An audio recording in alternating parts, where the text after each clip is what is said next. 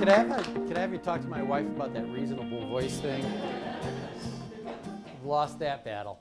All right, so I think, you know, it's very hard to solve problems unless you understand what caused them.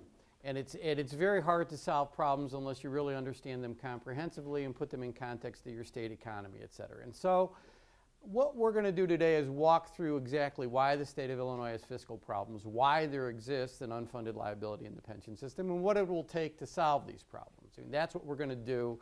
None of this is happy news. Big picture, though, the problems are eminently solvable. They require politically distasteful actions like adjusting fiscal policy and focusing on the real cause of the pension unfunded liability rather than benefits. So there's one spoiler alert. Benefits didn't cause the unfunded liability we're in today. And then hopefully generating the political will to actually move forward on these issues. So let's start by where we are. We're in the middle of the fiscal year 2013 budget. Actually, we're 2/3 of the way through. And this year, we're going to spend $34 billion on public services in the state of Illinois, $34 billion bucks. Now, some of that was spent before Springfield took a vote, $9.3 billion in fact. These are what we call hard costs that by law the state has to pay. And you can see that there are three things in there. There's debt service for bonds, et cetera, that the state has issued. Something called statutory transfers out. These are very easy to understand. By law, the state shares revenue with other governmental agencies and or has to make certain payments. Biggest of these is something called the Local Government Distributive Fund, where the state shares its income tax revenue with local governments across Illinois. That's over $1.1 billion of that $2.1 billion figure. And then, of course, you see the pension payment, this year over $5 billion. Now, uniquely this year in Illinois, the state actually budgeted $800 million to pay past due bills left over from last year. It's the first time they've actually budgeted to do that. Now, by law, they have to use current year revenue to pay past due bills before the year's over, but they actually budgeted to do it this year. That's $800 million. You can see what the breakdown was. That left $24 billion in appropriations for services on discretionary expenditures, more or less. And you can see how those go. 6.5 to pre-K through 12. Higher ed got $1.9 billion on down the line. My favorite, the $650 million of unspent appropriations. You know what that means? It means they know they don't have enough money to fund everything they said they would pay for up here. So they're going to cut those amounts at some juncture during the year by $650 million. They're just not bothering to tell us what or when yet.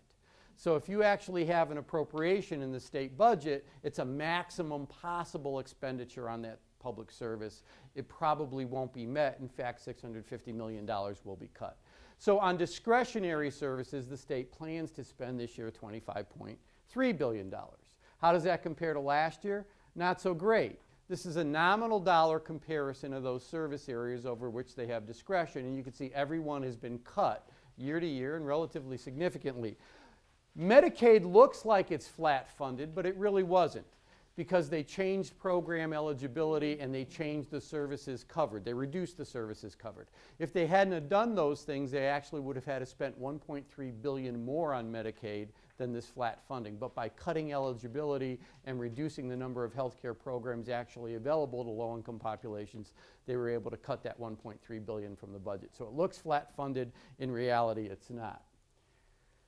So what's our real fiscal position? Well, here's the revenue we have for 2013, $33.7 billion. They have to pay those hard costs. Remember the things over which they have no discretion, like their debt service, the pension obligation, the statutory transfers. And then there's the actual carry forward of unpaid bills from 2012, $9 billion. Now they budgeted $800 million, which was nice. $9 billion's the actual problem. So that leaves only $15.4 billion in revenue to cover this year's services. They appropriated 23.5, leaving a deficit of 34.6%. So a 34% deficit in spending on services is a real problem when you consider that even the best studies done of government that say, gee, if you could eliminate all waste, fraud, and abuse and be as efficient as you can be, you might save 2%. You might save 3%. Our problem is 34% of the budget. And just so you know, based on the governor's proposal for this year, 2014, and these are just proposed numbers, we're keeping that $8 billion deficit. It just pretty much carries forward. So what they'll do is they'll roll over the past due bills year to year. Having a deficit that large really impedes the state's ability to provide core services at any sort of justifiable or meaningful level. And I can say that because we did a historical analysis of what the state spends its money on.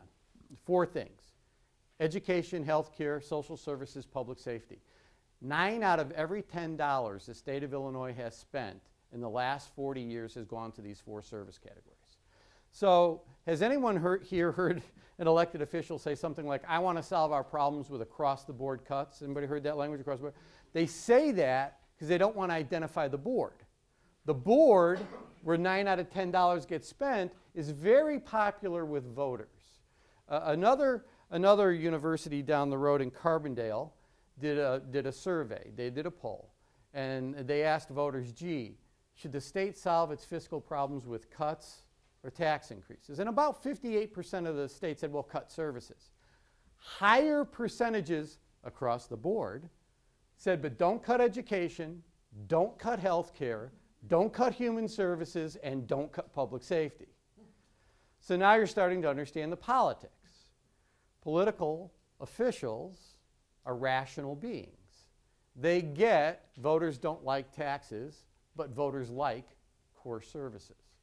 So now we're in a situation where the state doesn't really have the capacity to fund all these services every year at an adequate level.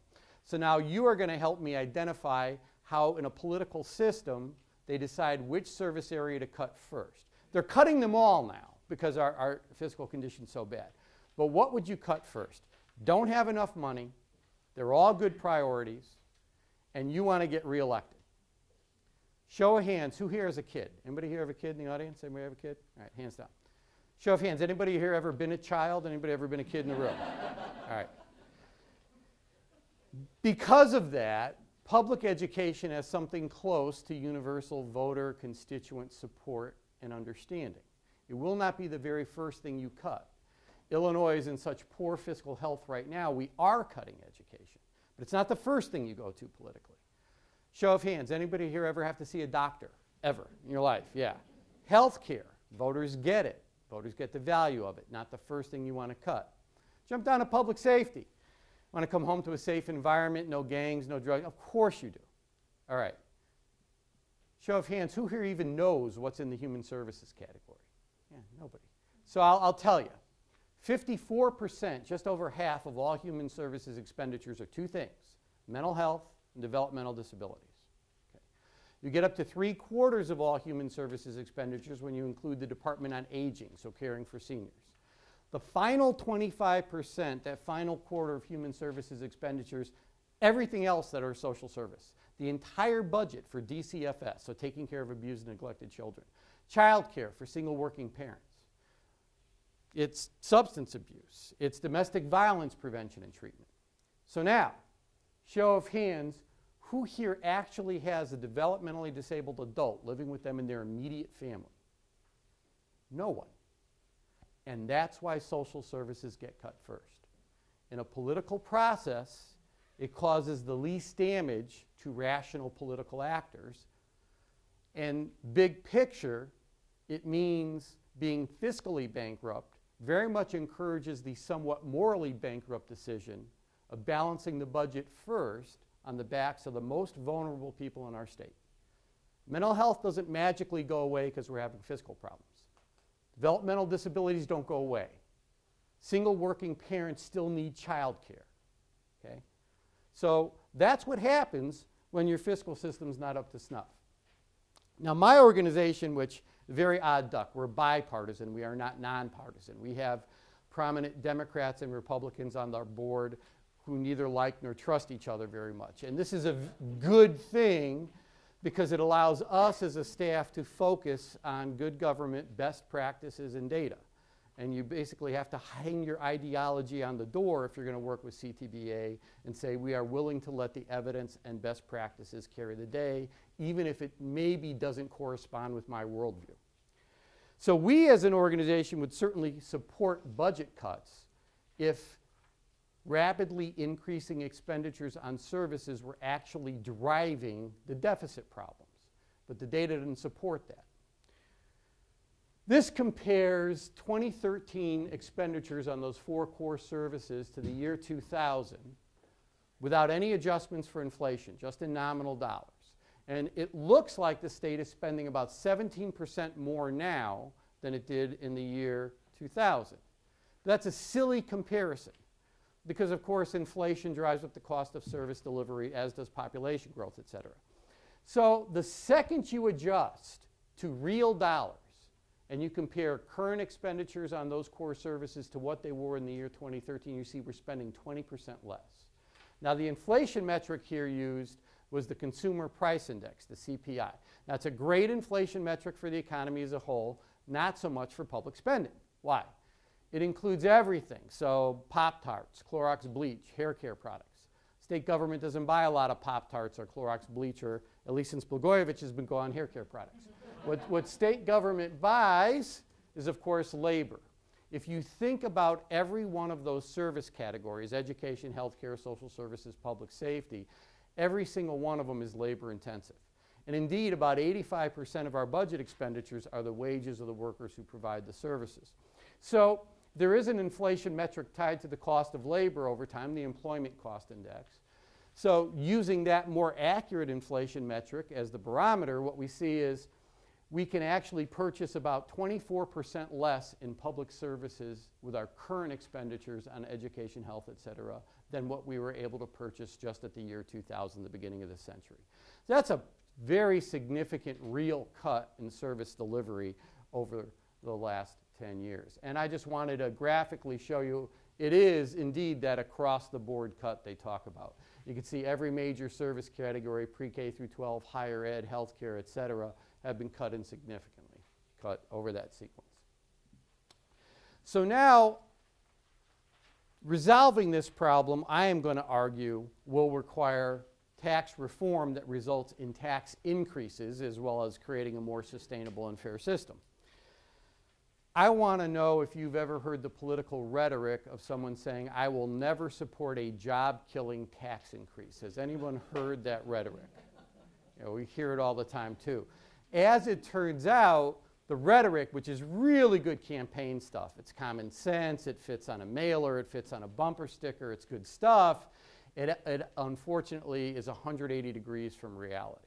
Have you heard of Mark Zandi? Zandi is the top economist at Moody's.com, the bond rating agency. And Zandi is not a liberal economist by any stretch. In fact, he was the principal economic advisor to Republican Senator John McCain when McCain ran for the presidency. He's a moderate to conservative Republican economist who works at a big bond rating agency. He actually looked at the impact fiscal actions a state government can have on the private sector economy. Everything from tax increases and maintaining spending to spending cuts, et cetera. And what he found was that for every dollar state government cuts, the private sector loses $1.31 of economic activity. Now, why would that be? Well, what did we just say public sector spending really was? It's the wages of the teachers and the social workers and the healthcare providers delivering the services. What is our economy? It's consumer spending. 68 to 70% of all economic activity is consumer spending.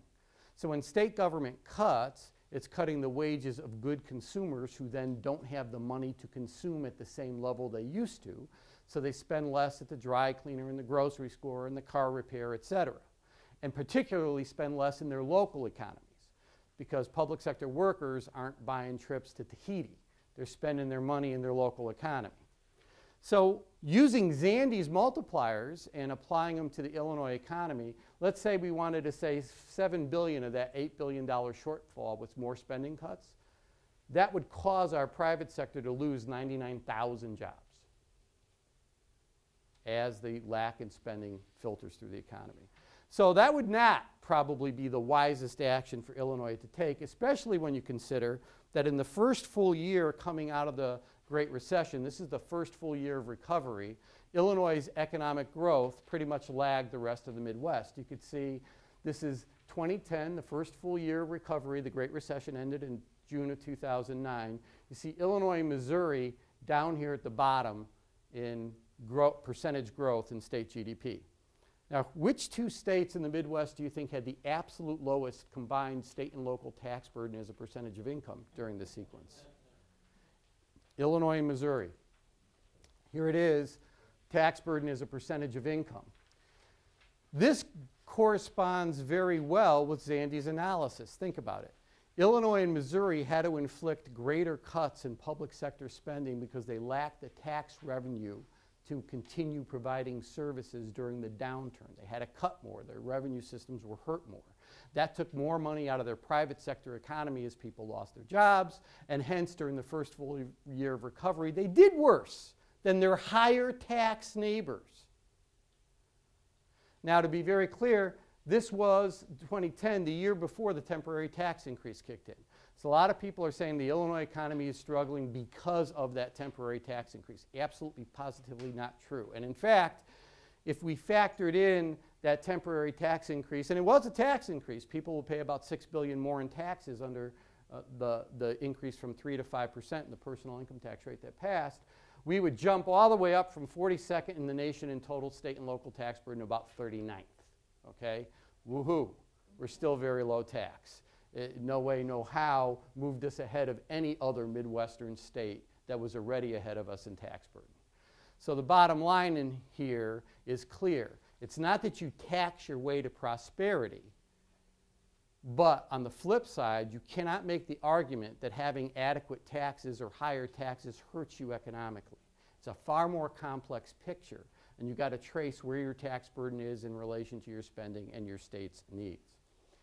So we're not the only ones saying this. I just thought I'd throw this in because of the audience I'm talking to today. The American Economic Journal found that the stimulus spending was highly effective in creating jobs, and I think very interestingly enough, so one of the big stimulus expenditures, by the way, was enhanced Medicaid matching rates. So the federal government gave a lot more in Medicaid match to the states that they didn't get before, even for the same expenditures. This was real new money into state economies.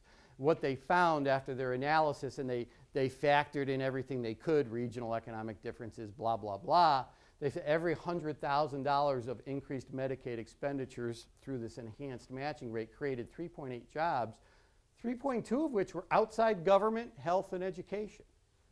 Because as the public sector spent on wages, and people went out, took their wages, and bought dry cleaning, et cetera, and it created a positive multiplier effect. So the data is very consistent here, showing this correlation between rational public sector expenditures, not irrational ones, not too high, not overtaxed, but rational expenditures, and positive private sector economic growth. All right, hurting our state's economic growth in any fashion is a really bad idea. And not just because we didn't do such a good job coming out of the recession, but because we haven't done such a good job growing our economy over a long term. So I'm going to give you the context for that.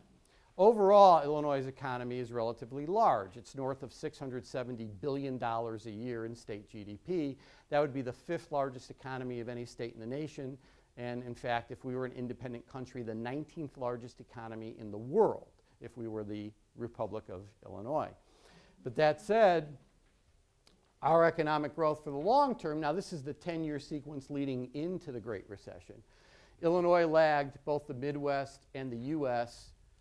in economic growth, percentage economic growth, despite during this entire sequence ranking between 45th and 42nd in total state and local tax burden, being one of the lowest taxing states in the nation during the sequence.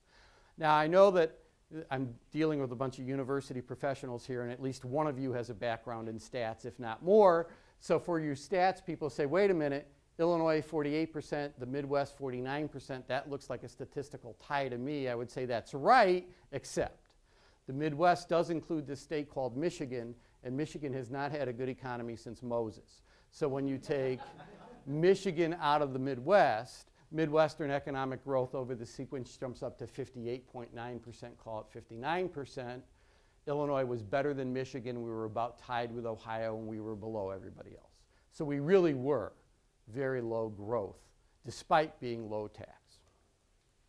This is just to show you the cumulative impact of the cuts on social services year to year after inflation that the state has impacted for vulnerable populations. This is the combined cuts to mental health and DD and child care and stuff. In the last 3 or 4 years alone, mental health was cut by close to 60%. Child care for single working parents cut by more than 60%. So you could see what that impact is. And there's no way private sector contributions, donors, are making up for this differential. And the bottom line is, if you want to provide core services to vulnerable populations, they do have to be funded at the public level appropriately, and donors could do things like invest in pilot programs, et cetera, but that's it.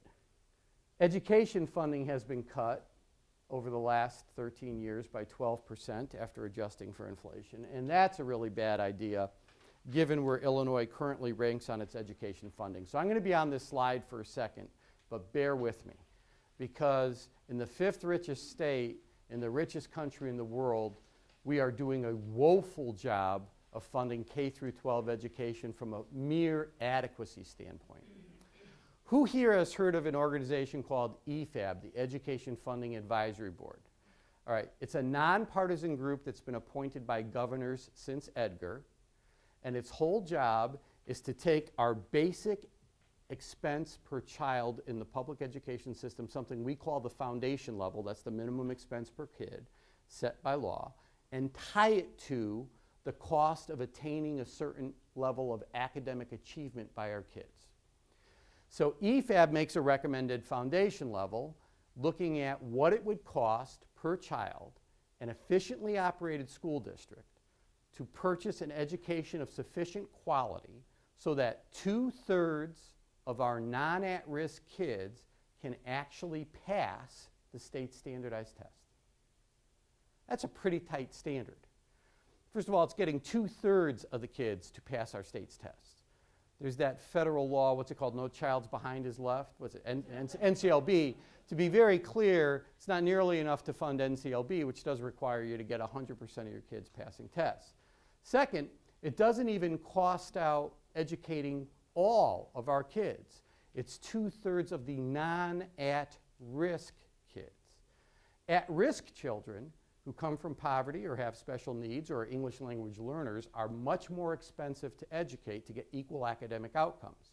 We don't bother to even try to figure out what it will cost to educate those children in Illinois. We skip them entirely from consideration. So now what EFAB's recommended foundation level is what would it cost per kid to get 2/3 of the children with a reasonable likelihood of academic success to pass our state standardized test. Based on their standard, our actual foundation level in the year 2003 was $120 less per child than the EFAB recommendation. By 2013, our actual foundation level was $2,200 less per kid than what it would cost a school district to get 2/3 of its non-at-risk kids passing tests. The cost of filling that gap, and we've run this through the ISB model, the Illinois State Board of Education model, is over $4 billion. So today in Illinois, in the 5th richest state in the richest nation in the world, we are $4 billion below the amount it would cost to actually get 2/3 of our non-at-risk kids an education of sufficient quality where they could pass the state's tests. I would say that's inadequate. Now, when you compare Illinois to the rest of the nation using National Center for Education Statistics data, we rank 40th or 41st every year in per capita funding of public education, despite having the 5th largest economy. There's no way to slice the data to make it look like Illinois is doing an adequate job here. And the brilliance of what Illinois is doing is not only do we start from an inadequate place, but the state doesn't bother to pay for it. So here you see the state share of covering the cost of public education. In Illinois, we only cover 27% of the cost of public education from state taxes. The national average is for a state to cover 46% of the cost of public education. That means, of course, that in Illinois, local governments cover over 60% of the cost of public education, whereas the national average is only 43% and the feds cover about 10%. That ranks dead last in the country. Illinois is 50th out of 50 states in the portion of education funding covered by state resources.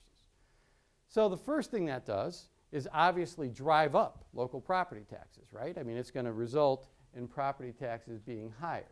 And indeed, what you see in Illinois is that, and this takes out the impact of inflation, property taxes from 1990 to 2005 grew by over 42% in our state. Median income grew by only 2.8%. This is directly the consequence of the state underfunding education from state-based resources. So now you've got property taxes growing at 20 times the rate of growth in income for most Illinois income earners. That's a pretty difficult tax burden. I mean, of course people are going to be frustrated by this. And of course they're not going to want to support their school because they're getting killed. They're getting hammered. Their property taxes are growing at a level that way outstrips education. And the school is saying, but I'm not getting any money from the state. And I'm charged with educating your kids. How am I going to pay for this? So you see where bad tax policy really flows down the road and creates a number of other problems in the state. All right. Underfunding education at this juncture is a really bad idea because of the correlation between educational attainment and economic viability in the modern world. And so for the longest time, and I'm sure many people here know, there's been a direct correlation between educational attainment and unemployment rates, right? Where the lower your educational attainment, this is less than high school, the higher your unemployment rate, the higher your educational attainment, BA or above, the lower your unemployment rate, right? So that correlation's been around for a long time. The change has been on wage. So since 1980, the only cohort of workers in America that have actually seen their incomes increase at a rate greater than inflation, so real increase in purchasing power, have a college degree. Every other worker has seen their income decline in real terms since 1980. So you can no longer just graduate high school and go get a good job, the kind of job that'll put a car or two in your garage or a kid or two through college. Those days are over. You have to at least go to community college, get a 2-year degree, become a certified tool and die maker. That's a $65K a year job. That's a pretty good job. It has bennies. But the bottom line is your K-12 education has to provide you with the numeracy and literacy skills you need to go on and credential yourself at the next level. Flip that. If you want to attract high-end businesses into your state, you have to invest in creating a skilled workforce, numeracy and literacy skills, through your K-12 system. If you don't, you will lose high-end businesses and you will only grow low-end businesses. So Illinois has been disinvesting in education significantly since 1980 at least, and probably before that, but since 1980 at least. 1980, manufacturing was the #1 employer in the state of Illinois. At 20.4% of the workforce, 1 out of 5 workers had a good manufacturing job. Today, manufacturing ranks 5th with less than 12% of the workforce. And you know who our new #1 employer is? Low wage, low to no benefit services, 33%. It's a dramatic shift in our economy.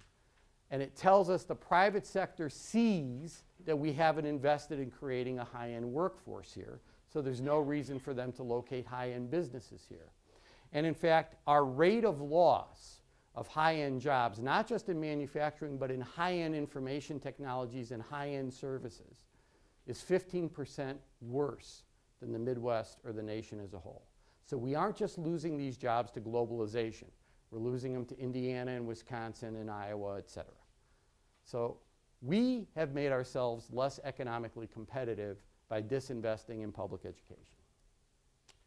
Another thing we know about our labor markets is that the wage gap between whites and minorities keeps getting worse, not better. So since 1980, the wage gap in Illinois between whites and Latinos grew by 46%. Now, some of that is bad stuff happening, like maybe some discrimination and some poor education policy, but some of it is neutral labor market forces at play. Because with Latinos, you have an immigrant population very willing to take low-end, low-paying jobs. You have, as a demographic, the least educated and youngest members of our workforce, and being young and poorly educated are both indicia of being qualified for only lower paying jobs. And you do have English as a second language issue. So there's a number of neutral labor market forces at play here. How about this? The growth in the wage gap between whites and blacks of 92%. Neutral labor market forces here, I got nothing.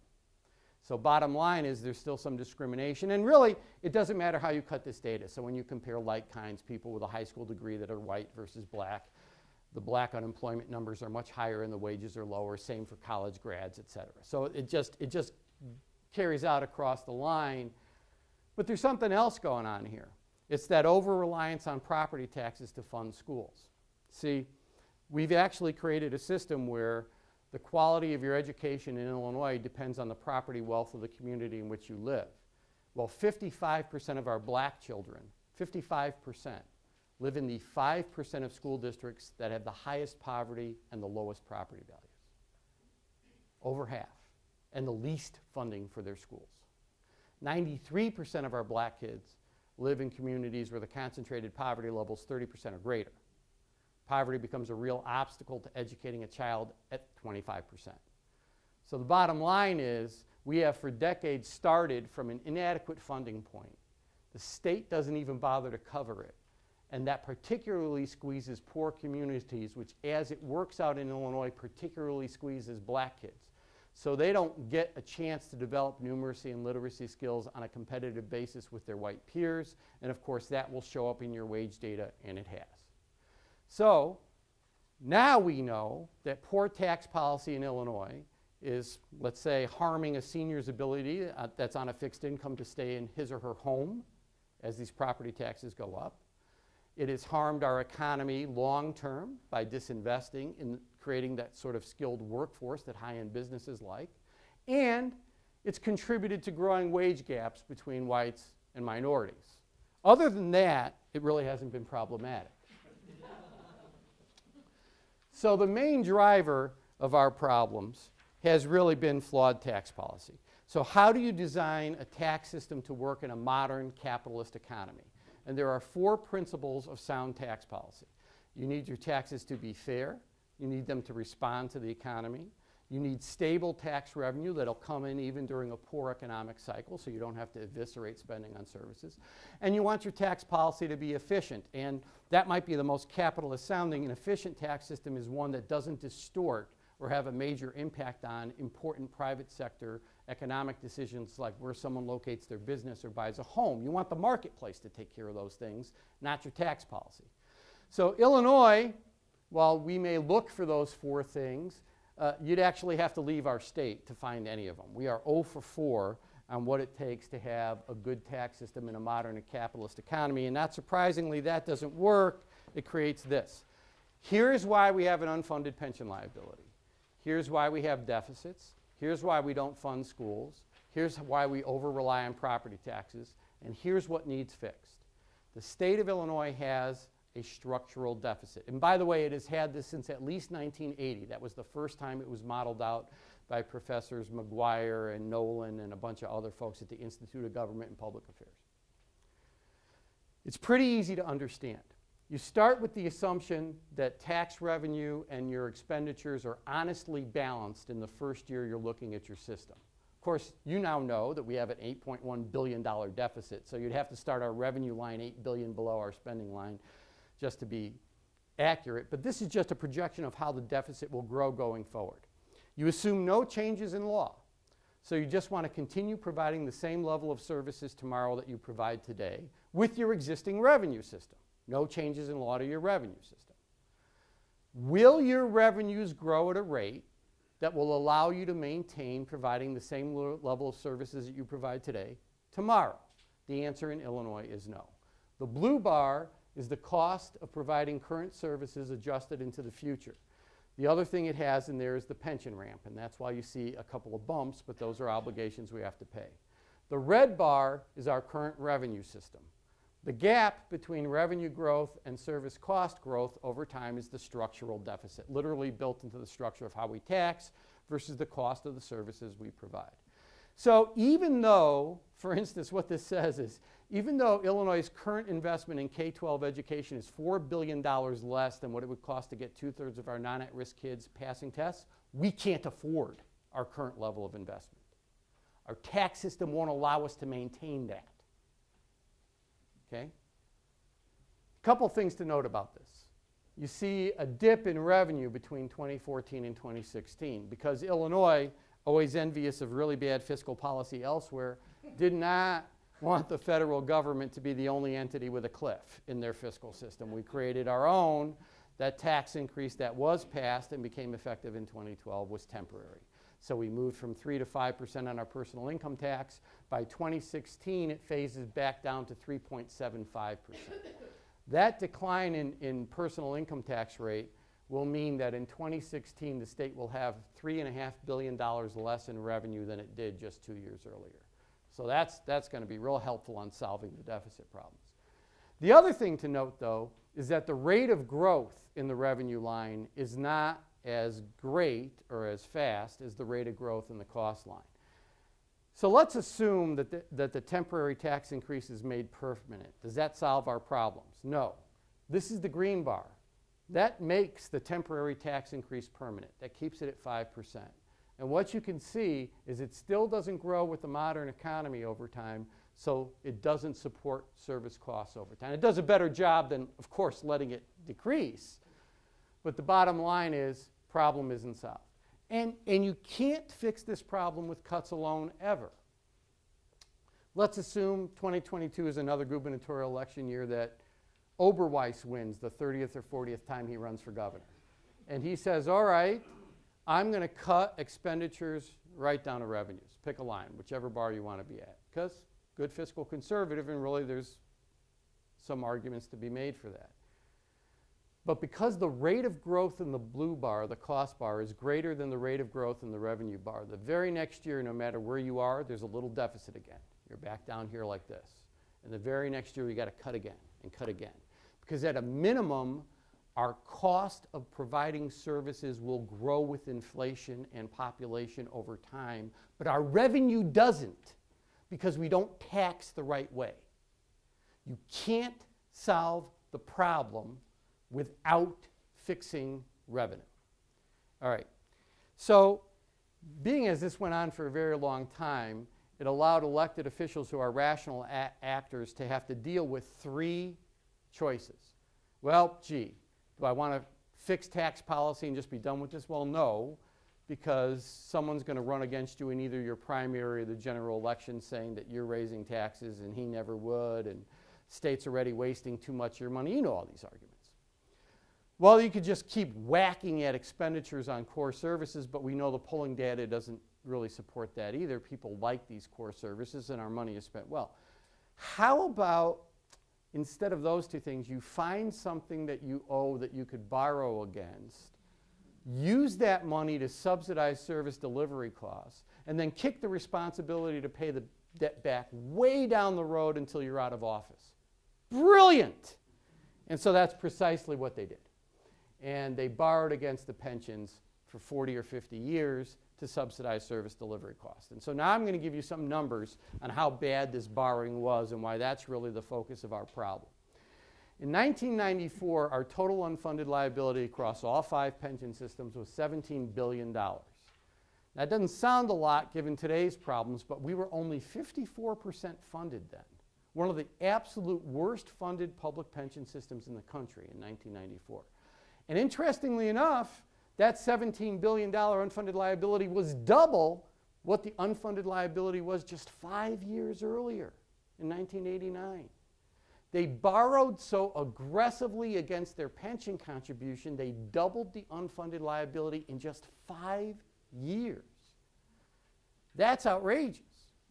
So in 1995, they passed a law that would require them to pay back this unfunded liability. It's called the pension ramp. You're all familiar with it. And the basic outline of it is simple. By the year 2045, if we make these payments under this ramp, all 5 of our systems in that year 2045 will be 90% funded. Well, that's great because a public pension system is considered healthy at 80% funded. So you're more than healthy, you're fine. Now they passed that law, think about this. So they now said, okay, we borrowed all this money, here's a law how we're going to pay it back. So here's your cost line on your structural deficit. They bumped it up because this is money they weren't paying before that they now are going to pay back.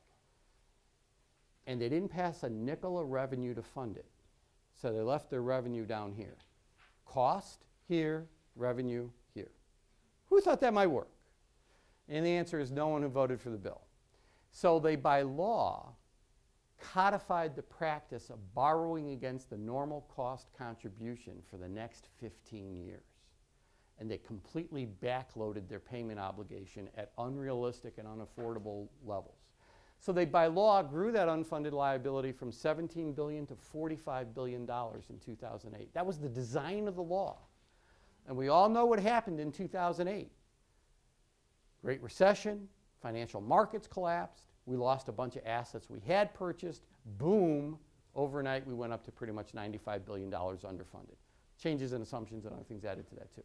So that's where we are today, roughly, 40% funded across all 5 systems, one of the poorest funded systems in the nation. Make sure I'm in there. Now, just to be clear that debt is driving this problem. This is COGFA data, the Commission on Government Forecasting and Accountability, okay? These bars are the dollar amounts that were contributed to the growth in the unfunded liability between 1995 and 2010, I think 2012, that are inherent to the pension system itself.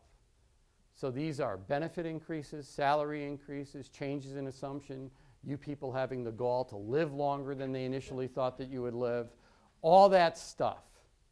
If you add it together, and these were our only outstanding unfunded liabilities, we'd be over 80% funded today, we'd be healthy, we'd have no problem.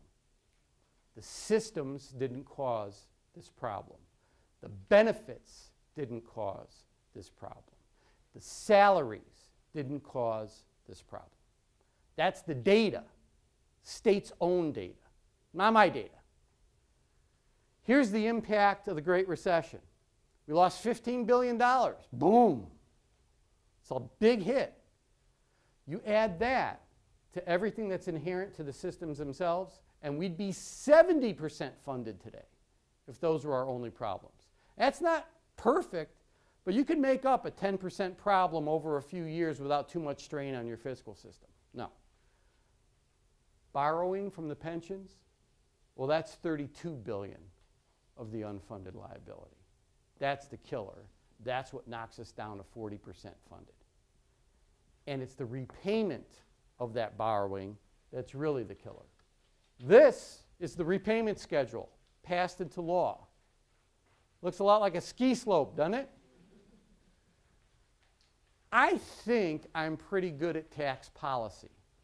I cannot design a state tax system to have revenue that jumps by $1 billion or so every single year to cover this and then grows with inflation to cover service delivery costs. I can't do that. That's not ideological. That's something we at CTBA call math. The math doesn't work. This is a fiction, guys. They never expected the state to be making these payments. They are utterly unaffordable. No fiscal system in the world could make them. They just did it as a political ploy to kick the can down the road from 1995 to today, and we are dealing with it.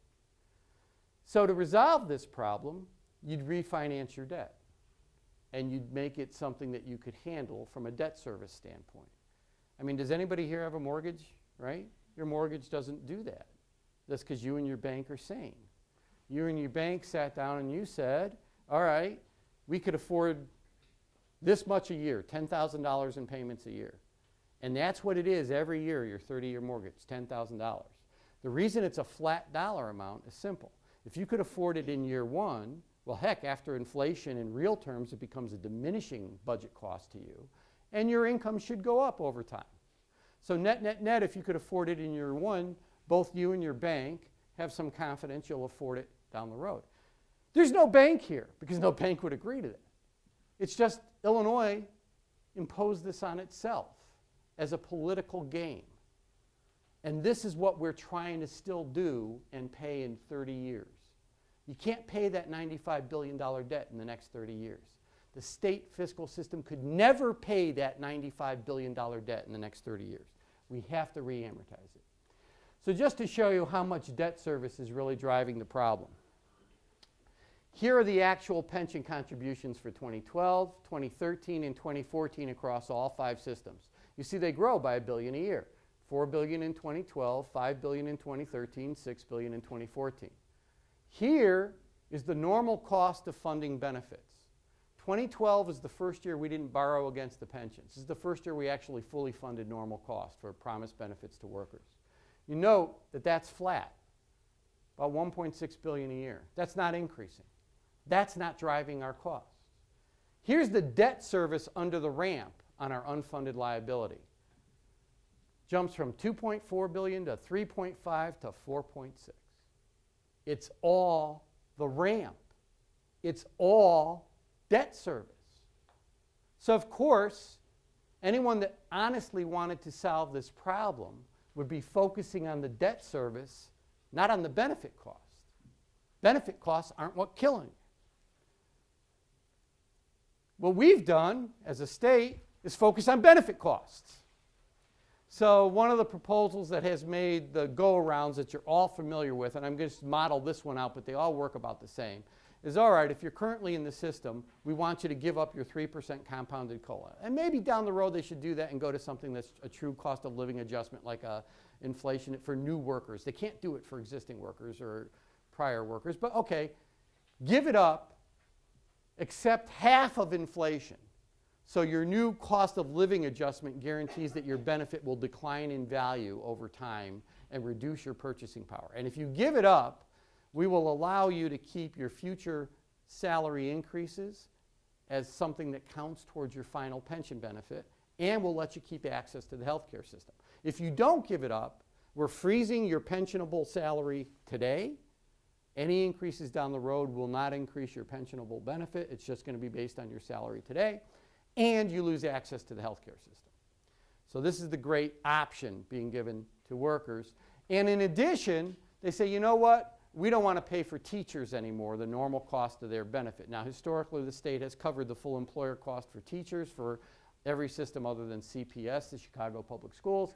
Now they say we want to kick that one down to the local schools too. And since the state is so generous with its education funding, why not? That sure won't strain property taxes any more than they're currently strained. These are the proposals. How do they work? Now, you will see in there we say constitutional question mark. I'm going to go right on the record and say we don't think these are constitutional. I'm making the assumption they are for the purpose of this analysis. Okay? If they were constitutional and they generated every penny of savings the Governor's Office of Management and Budget claims they will save. These are the Governor's own numbers. These are not our numbers. Under that current pension ramp, by 2045, we'd have to pay another $309 billion. If 50% of the workers take that option 2 in the reduced COLA, which is what they estimate will happen, that will save $66 billion over this payment period, cutting that cost down to $243. Shifting normal costs down to local school districts saves another $16 billion, $82 billion overall. So how does that work as far as fixing our obligations? Well, here's the current pension ramp and how payments increase over time. Here's the benefit cut without the cost shift to local school districts. Here's the benefit cut with the cost shift to local school districts. In what world can the state make any of those payments going forward? None. Revenues won't grow like that. They don't grow like that. That's the debt service. Leaving the debt service untouched means you aren't dealing with what's causing your fiscal problem, meaning you haven't solved your problem, and you could cut benefits all you want, you're still not going to be able to fund your unfunded liability. You can't do it in 30 years. You've got to re-amortize your debt. So we actually looked at what that might do. This has taken $76 billion of the $95 billion unfunded liability and paying it off over 45 years. at 7.8% interest, which is the current interest rate. Notice, this is current law. This is what happens with the payment obligation over time. By restructuring the debt, you solve the problem. This includes funding the full normal cost for current workers. All fiscal pressure comes off. The state can pay its bills. And by the way, they spend about $30 billion less than current law because of this little front-loaded principle here. You save a ton of compounded interest down the road. This is not on the table. It doesn't cut benefits. It's 100% constitutional, and it solves the problem. So you got to ask yourself what they're trying to really accomplish here. I can't figure it out. Now, a couple of things. You see that the line does go down. That's because under current law, Tier 2 actually creates negative normal cost down the road. That will never happen because under federal Social Security law, it can't happen. Your benefit provided on a system that's not coordinated with Social Security has to be at least as good as Social Security under federal law, or you have to go to Social Security. So at some point, they're going to have to fix that negative normal cost or buy Social Security for all workers, and they're not doing that. So this line will end up totally flattening out, right, when they fix it. I just don't know how they're going to fix it or what they're going to do. I can't model that out. I can only model out current law. So this is current law. But don't expect that to go down. But really, after inflation, this becomes a nominal obligation. And we were even able to adjust this a number of different ways to get the total payments down to about $6.1 billion a year, including normal cost. It's doable, it's solvable, it just takes political will. In fact, the reason that they're still focused on benefits rather than solving the problem is simple. Their constituents now believe benefits are the driver of the problem. And the constituents want to see benefit cuts because they don't believe there's any solution that could work without them. And actually the converse is true. The benefits didn't cause the problem, and cutting them doesn't solve it. But because of this political expectation, and you have elected officials that have to deal with political expectations, you've got a very perverse solution to the problem, a non-solution. And so this is going to require some public education, and hopefully the folks in this room can do some of that. Now, I did say that we needed some tax reform, and I will end this presentation on a couple of pieces of tax reform. Number one, we have to expand our state sales tax base to include services. The base of a tax is what it applies to. Now, why do I say that? Well, it's the only way we could generate stable revenue and eliminate our structural deficit over time. Of the 46 states with a sales tax, we have the third most narrow base because we don't tax services, we do tax goods. So we pretty much leave services out of what we have our sales tax applied to. That dog won't hunt. 1965, services were 32% of the Illinois economy. This is what we, goods were 32% of the Illinois economy. This is what we do tax. Services were 36% of the Illinois economy. That's what we don't tax. Over time, services, what we don't tax, have grown to over 60% of the Illinois economy. Goods, what we do tax, have declined to under 12 now. Does that really need a lot of explaining for why it doesn't work? I mean, you just can't leave the largest and fastest growing segment of your economy entirely out of your tax base and expect to be able to balance your budget over time. And so we do need to do this expansion. And look, doesn't that look a lot like the structural deficit, right? The rate of growth? This is really one of our core problems. If we solve this, we go a long way to getting our fiscal health in shape. Redo the pension ramp, expand the sales tax base to services. Now, all of our neighboring states already tax services more than we do. This would not make us Taxachusetts. This wouldn't hurt our economic competitiveness. In fact, Indiana, Kentucky, and Missouri tax somewhere between 25 and 50% of the services my organization thinks you should tax. Iowa and Wisconsin already tax all of them, and in some cases more. And I don't know about you, but I have not seen busloads of people from Iowa and Wisconsin coming here to get their hair cut, for instance. Have you seen that? They tax those there, and we don't here. Now, if you've seen their haircuts, please encourage them to come, because really, they need the help. But they're not doing it for tax reasons. Second thing we need to do is have some tax fairness in our system. And the way you do that is having a graduated rate for your income tax that imposes a greater tax burden on more affluent people than on everyone else. Now, why is that fair and why should you believe me? Well, you shouldn't believe me. Believe Adam Smith. Do you all know who Adam Smith is? Father of capitalism, wrote The Wealth of Nations. I don't like to read from my PowerPoints. You could probably tell I use them as a little bit of an outline and then I prattle on. This is a quote straight out of The Wealth of Nations that I am going to read. The subjects of every state ought to contribute toward the support of government as nearly as possible in proportion to their respective abilities. That is, in proportion to the revenue which they respectively enjoy under the protection of the state. As Henry Home, Lord Kames, has written, a goal of taxation should be to remedy inequality of riches as much as possible by relieving the poor and burdening the rich. To be clear, Adam Smith, not Karl Marx, not even Groucho Marx. This is Adam Smith. Now, his rationale for this was simple. In a capitalist economy, he believed economic growth would always disproportionately go to the top income class over everyone else. And so, since the top income class would get the greatest benefit, they should have the greatest tax burden as a percentage of income to fund the government that delivers this benefit. Was he right? This is Internal Revenue Service data, share of income growth in America over the 1947 to 1979 sequence. You can see the wealthiest 10% in America got 34% of all income growth. A disproportionate return to the top for sure. 65% for everybody else. We also happen to have been growing a middle class during this time, and a rising tide was lifting all boats. It's actually gotten much more stark from 1979 to 07. So note I stopped this in 07, so I did not include the Great Recession, because then it really goes to the top. So I just wanted to take normal economic cycles. It flipped. The wealthiest 10% in America got 2/3 of all income growth, 63%, leaving just 36% for the bottom 90. So the bottom line is, to be fair, you want to focus your taxes up here where people are paying it out of their growing wealth, not down here where they're paying it out of their growing poverty.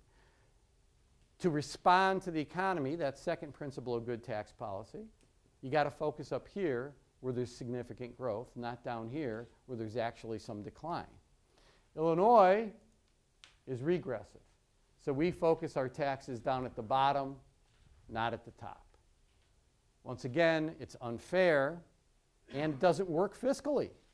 I mean, focusing your taxes on the bottom 90% means you're focusing on a poor revenue source that, according to the data, is getting poorer over time. So that doesn't work. We actually modeled out what a graduated rate structure could look like in Illinois, and what we found was you could actually cut taxes for 94% of the state. People earning up to $150,000 a year or less would have reduced income taxes, shift some tax burden to the top, and raise $2.5 billion more than our current flat tax. So that's a pretty powerful example of how you could use a graduated rate system to create a lot more tax fairness at the same time you're creating tax revenue.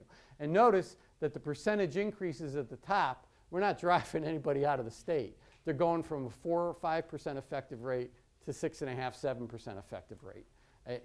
It's literally not going to kill anybody. It's going to be a rounding error. And I know there's a lot of talk about how taxing the wealthy makes them leave. I want to be clear and on the record. Not one peer-reviewed academic analysis supports that. There is no statistical correlation between tax policy and millionaire migration. Will you find anecdotal evidence? Yes. Someone could open their mouth and say anything they want. California, which has one of the highest, if not the highest, marginal income tax rates in the nation, has a net immigration of millionaires. I imagine they're flocking there to get taxed at a higher rate? No. They're flocking there for other reasons. And so that whole argument is just silly. And we ought not let it stop us from doing what we need to do. Second thing you hear is that, well, going to a graduated rate structure or increasing taxes is going to make you less economically competitive. I certainly hope that all the prior data I provided show you there's really no correlation. The high tax states we're doing just fine from an economic growth standpoint, much better than Illinois, which is a low tax state. But a group out of DC, the Institute for Tax and Economic Policy, actually did a study over the 2000 to 2010 sequence on 3 key economic factors between the 9 states in America that have the absolute highest marginal income tax rates in their state income tax systems versus the 9 states in America with no income tax. Only 41 of the 50 states have an income tax. So to be clear, this is the 9 highest income tax states versus the 9 no income tax states. And what they found was the high income tax states had better growth in state GDP per capita over the sequence, better change in median wage, and identical unemployment rates. All the arguments that racing to the bottom on tax policy magically lifts your economy fall apart when you look at the data. This does not, and I want to be very clear, this does not prove you tax yourself to prosperity. Absolutely not. But if you don't have appropriate tax policy and raise adequate revenue to invest in core services and infrastructure and educating your population, et cetera, this does seem to indicate you will not be economically competitive. And that makes a lot of sense. And it corresponds with everything else we've seen. You need to design your taxes to work in a modern economy. You need to make adequate investments or you will fall behind. There is no magic silver bullet. So the quick summary is Illinois needs to re-amortize its pension debt and focus on that as the problem, expand its sales tax base to services, and go to a graduated rate structure for its income tax. If it does those 3 things, it will reform its tax policy and its fiscal policy at an adequate level so it eliminates its structural deficit, it can pay its bills, and down the road in about 3-4 years generate some additional revenue so it could start enhancing its investment in education to bring it up to an adequate level. And I argue that's what this state needs to do, particularly when you look at the size of that tax increase, about $5 billion net tax increase, which is less than 1% of our state's economy. We need to do this. We need to focus on honestly solving our problems. So thank you for paying attention.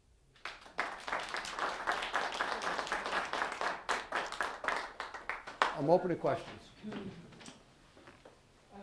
Yeah, I guess the obvious question is, now that you said what we need to do, can you explain probably why it won't happen? I mean, why is something so reasonable likely not to occur? Well, am I still on tape? Politics. Yeah. What? I mean, so it took me 53 minutes to make this presentation. We're living in a soundbite world. So elected officials know the polling data. People don't like taxes, and they don't want services cut. So what that encourages is halfway solutions and something other than bold action. And unless elected officials have the confidence that doing the right thing will be rewarded when voters go out to the polling stations, they're not going to do the right thing. And that's rational behavior by them, by the way. Because if you think about it, and I'm going to say this honestly, and I do actually want this on tape, well over 95% of the people in public offices, probably over 98%, are really good people that want to do really good things, irrespective of their worldview and whether they agree with me on this. They ran for office because they wanted to do X or Y for their community. So they know if they get voted out of office, they can't do X or Y. And that creates the problem. And so you need activism at the community level to really work on your elected official to say, look, we will support you if you do the right thing here. And you need to bring to the table unusual, we need the business community here. The business community is getting killed in Illinois. And changing tax policy to make greater investments in infrastructure and education and pay our pension and other debts on time will help the business climate. And the business community needs to support this, and they don't. So they need to be brought on board. You know, I think we need the conservatives to support this. This is a rational conservative thing to do. I mean, it's all well and good to live within your means as long as your means support life. If your means don't support life and you're running a family budget, what do? Pick which kid doesn't eat? No. And so in this case, if you look at how we spend our money, our kids are education, healthcare, social services, and public safety. State should fund all those adequately. From a civic standpoint, we should expect that. So I think that that takes the community engagement. You talked about increasing taxation on services. What kind of impact do you think that would have on jobs in the service sector? I don't think it would harm them at all, and I don't think people will even notice it. So when you go to Kmart, do you buy less because you're worried about your 5% state sales tax and your 1.25% local tax? Did you look at it? You go to Kmart and you buy what you wanted to buy when you went to Kmart, irrespective of the tax they charge on it, don't you? This is how people be.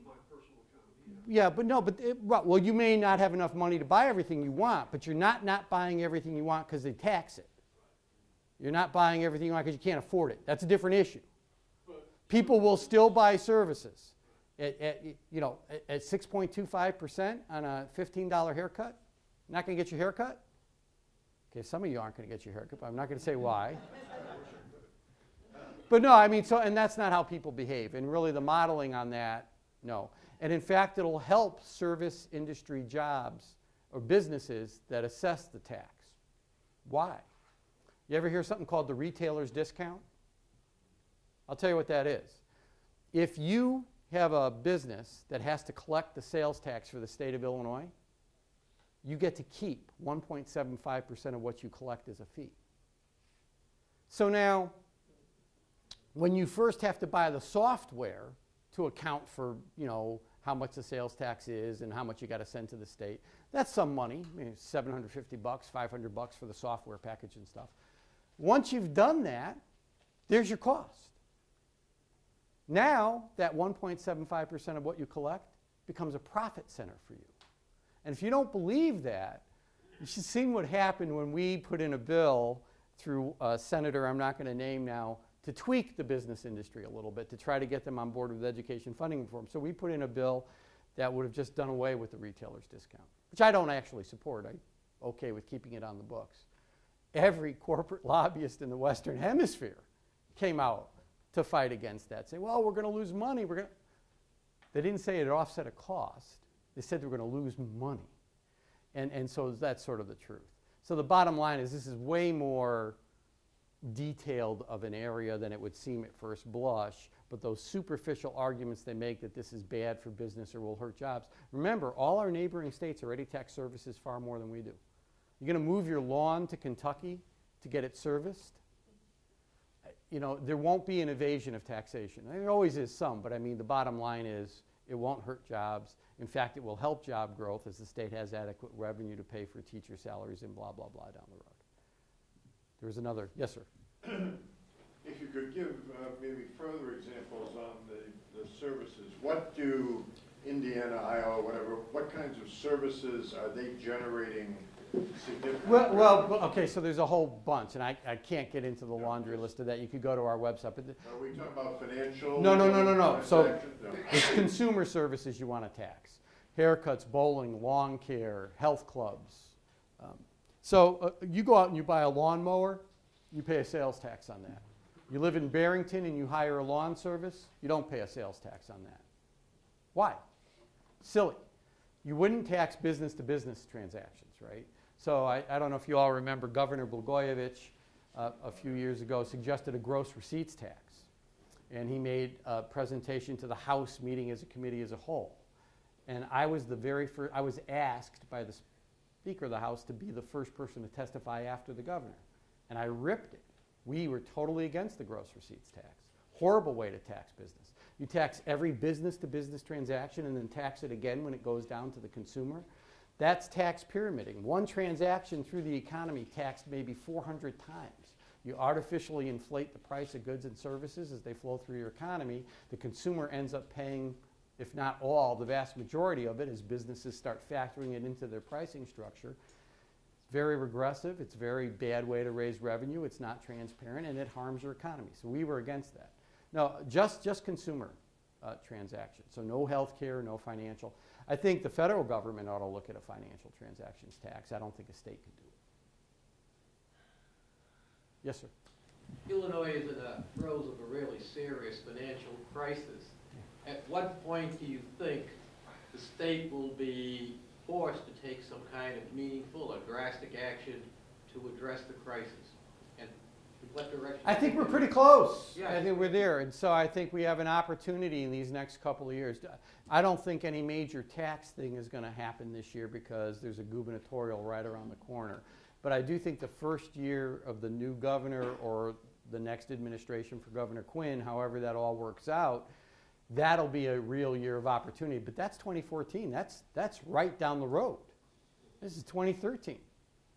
So we're very close. So you need to, if you want to have positive action taking on reforming tax policy in 2014, which I think is doable, you have to start working on it now. This is not the kind of thing that you move in 6 months. So I don't expect that to move this legislative session, but I do expect to see some of the, really the groundwork has to be laid for that to move. Well, that would require a constitutional amendment. The graduated income tax, expanding the sales tax base to service doesn't. No. That's just a change in law. And redoing the pension ramp. That we could do this session. This session. They've got every pension bill in the world on the table except one that solves the problem. On that, since we're on to the pension bill, or the pension bills that are there, and the structure, one of the arguments that I hear constantly from various representatives and senators on the structure, on restructuring the debt, is that the bond market won't support it. Oh, that's silly. So, okay, let me get to that. So here's what they're saying. And Make sure you get this on tape. yeah. So here's their complaints. And I'll say where the complaint has some merit and then say why we should ignore it anyway. First thing they say is, wait, bond markets want to see, actuaries want to see these problems dealt with in 30 years. Yes. You're saying 45. 30 years is what we want. That's all true, but the state can't pay $95 billion in the next 30 years. It can't do it. So if you can't do it, it doesn't matter if that's the ideal, okay? You have to have a solution that you could actually afford. So what will the bond markets do? As long as the payment structure is something that's affordable, gets us to over 80% funded, and has an iron mechanism allowing TRS, SERS, SURS to enforce the payment obligation, for instance, bond markets say it's fine. There's no way, no how they'll object to that. Now recall that all these people that are holier than thou on this 30-year time sequence are defending the final payment sequence under the pension ramp that was passed in 1995 on a 50-year basis. That was a 50-year plan. It's a nonsensical argument at the end of the day. And it will, if they stick to that, it will require them to pass another disingenuous funding schedule that's woefully backloaded and maybe gets us through the next 4 or 5 years, but then ends us right at the same place in another 7 or 8. We can't do that anymore. So that's just not even a legitimate argument at the end of the day. And the bond houses won't have any problem with it as long as, I mean, they'll make a little noise, but they won't have any problem with it once you put those other factors around it. It has to be rational and doable and affordable. And there is no way to pay this off in 30 years. You make no mention of potential for increase in revenues from bringing more businesses in. Yeah, we've looked at all that. That's the biggest myth in the world. So so Illinois is creating the vast majority of its job in the low-wage, low to no benefit service sector. Let's flip that. We did. We said if 60% of all new jobs in Illinois were high-end jobs, how would that impact the structural deficit? We generate about $450 million more in revenue. We got an $8.1 billion deficit. Does it get you where you need to go? No. Our problem is that our tax policy can't work in a modern economy. And so much like with the pensions, we can't solve our ultimate fiscal problem unless we deal with its cause, and that is taxing the modern economy in an appropriate way. We'd still stay relatively low tax overall. We'd go up from where we are now to about 35th, maybe in the country, 15th lowest. Hardly, once again, Massachusetts, but we'd actually resolve our problem. One of the advantages Illinois has is we do have capacity. We do have a large economy, so that a tax increase that generates adequate revenue is still relatively small in size of our economy and keeps us relatively low tax. So, I mean, all that other stuff won't solve the problem. Eliminating waste, fraud, and abuse. Okay, I'd be all for creating a line item for waste, fraud, and abuse so we could all see what it is, agree to it, and be done with it. And I'm not even here to say that there's none in Illinois. This is Illinois.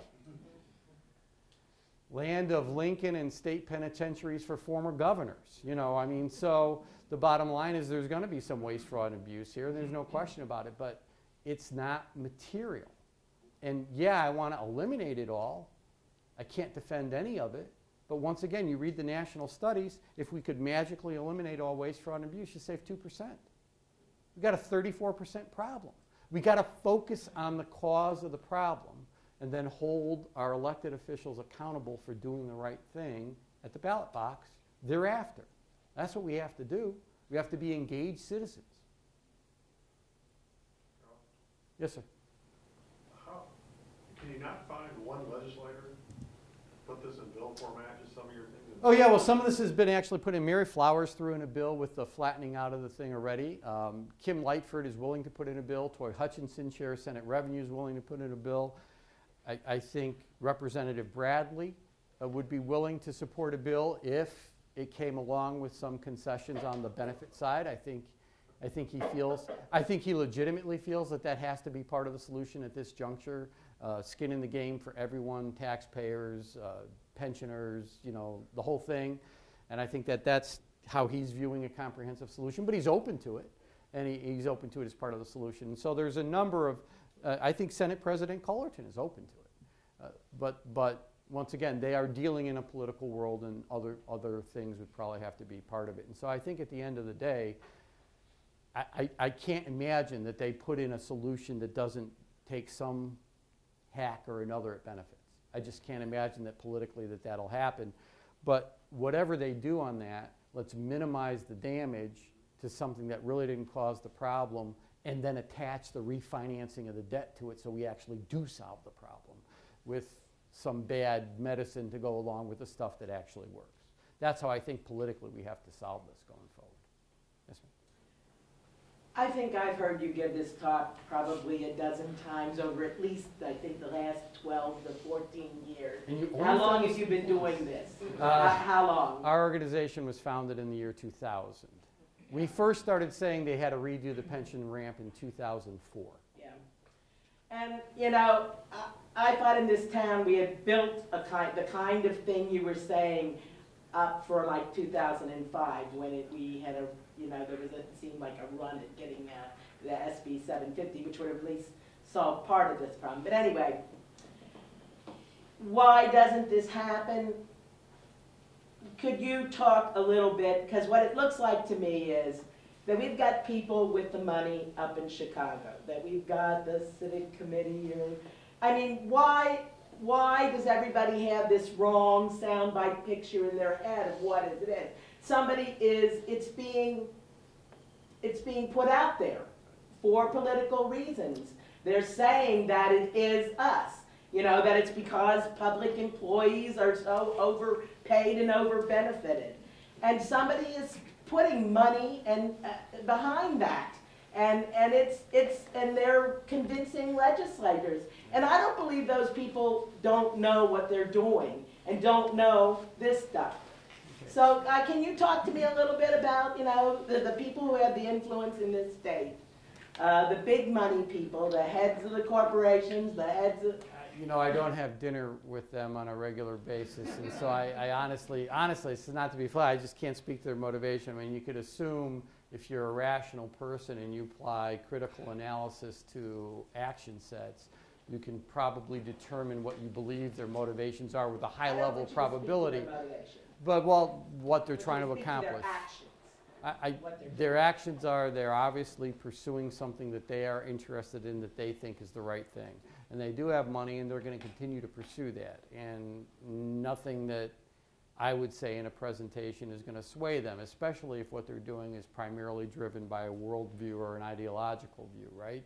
So a lot of people are immune to facts and evidence if in fact they are so convinced that their worldview is right. And we all know this. This isn't earth-shattering revelation I'm giving anyone. So to counter that, I think it takes effort from community leaders working with their elected officials and with other members of their own community to say, wait a minute, in our community, you really have to support this, and we will be with you, elected official, if you support this. And at the end of the day, it comes down to who's got the most votes in the state capitol, and I think the grassroots approach and the community leader approach can generate far more votes than can the money being spent, so long as it's on point and taken up sincerely. If, in fact, community leaders don't engage, and there's a lot of money being spent on the other side, they win. Thank you, Ralph. We appreciate it.